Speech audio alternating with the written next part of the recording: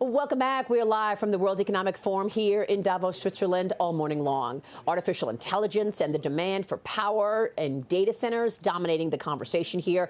Bloom Energy just released its 2026 power report, finding a majority of companies are reducing reliance on utility grids and investing more in on-site power. It also predicts half of new data center campuses will exceed 500 megawatts of power. That's roughly 33% will exceed 1 gigawatt of power by 2035.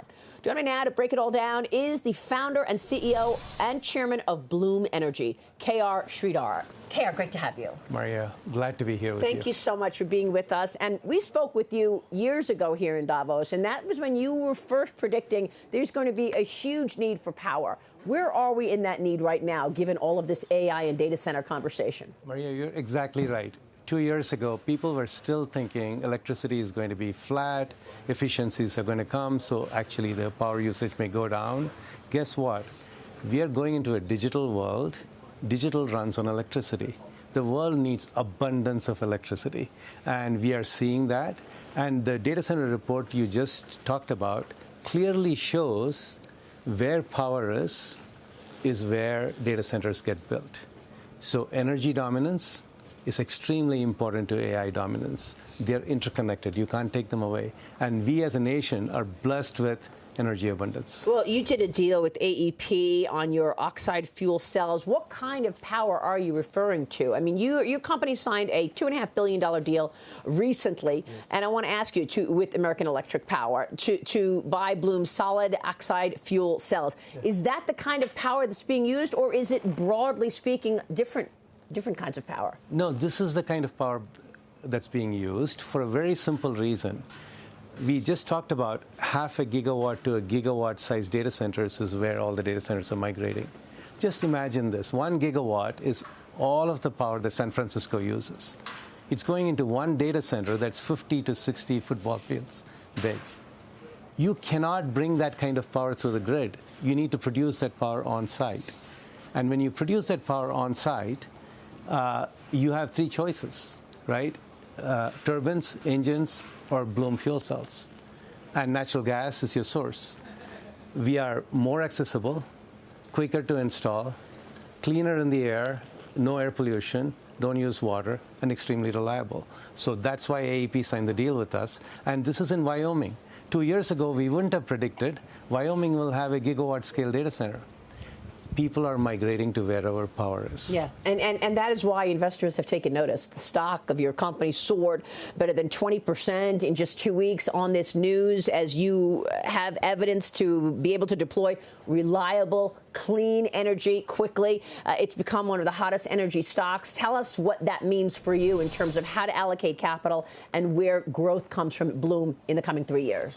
So we were about a gigawatt a year in terms of production capability. And may I mention, it's all made in America. So our factories are here, our employees are in America. And from 1 gigawatt, we go to 2 gigawatts this year by the end of the year. That is 2 nuclear power plants worth of fuel cells coming out every single year. We can double that capacity, quadruple that capacity as time goes on, and we are not constrained by the same supply chain risks that all the other power producers do, because we are a novel solid-state device, specially made for the digital age, digital power for the digital age. And we don't depend on China for our materials. This is a very important point that you make, because China has been, holding back rare earth minerals to the United States, to Japan. But what's your take on this idea that, look, this is sort of like entering into bubble territory with all the money going into data centers? Not at Bloom, but you're seeing corporate America put more and more money on data centers, and we still don't know what the return on investment will be. I mean, Jensen Huang of NVIDIA told us that it's going to be trillions of dollars spent on this every year for the coming years. So what do you say to skeptics who say, look, I'd like to see a return on investment before I allocate any more capital to this? The 5 or 6 companies that are key in this field have invested close to $500 billion last year. Our survey says in the next 2 years, they see it increasing by 20-30%. Now, would the marketplace, would it be a bubble in terms of stock prices? That I can't predict. But here is what I can tell you. the amount of AI that's going to get used is only going to go up and not down. Just think about this. A portion of the human beings are using AI now for limited applications. Physical devices getting connected to AI, physical AI. For every one person on the planet, there's probably 10, 15 physical objects that needs to get connected. And they all get smart, they all get more efficient. It's a very different world we're talking about.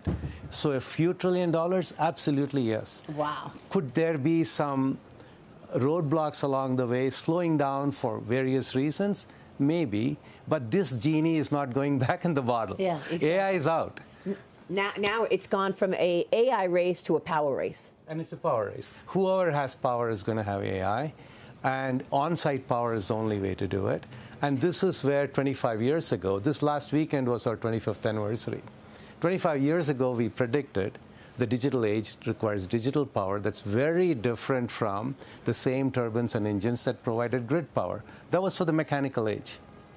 Here in the digital age, wow. Here's what we did. Congratulations, KR. Great to hear you talk about it. And we, of course, will be watching this exciting growth story. Thank you, Maria. Thanks very much.